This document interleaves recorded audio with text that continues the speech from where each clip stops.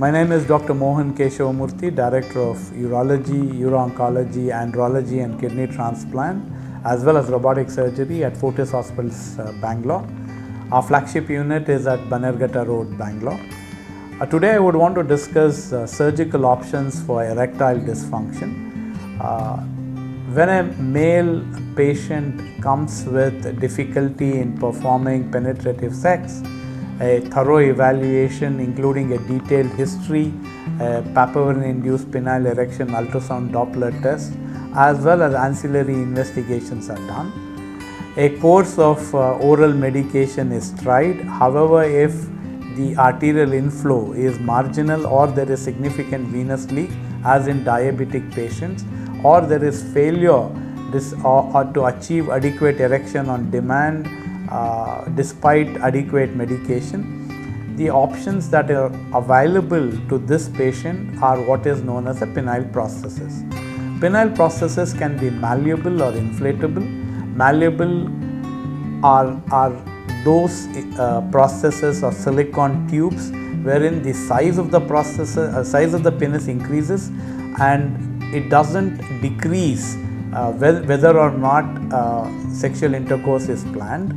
So the patient has to adapt to having this enlarged penis and utilize it appropriate to need. In those patients who are unwilling to have a penile girth or length which is difficult to hide in tight clothing, or those who are uncomfortable having a rigid silicone tube, an inflatable prosthesis is an available option.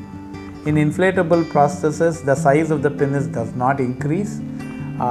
There is a button kept inside the scrotum, which on being pressed, fluid from a reservoir which is placed on the surface of the bladder flows into the cylinders which are placed in the penis to cause a gentle erection very similar to the natural erection. Once the act of sex is complete and ejaculation or orgasmic pleasure has been derived, the button can be pressed again and the fluid returns to the reservoir and deflation happens.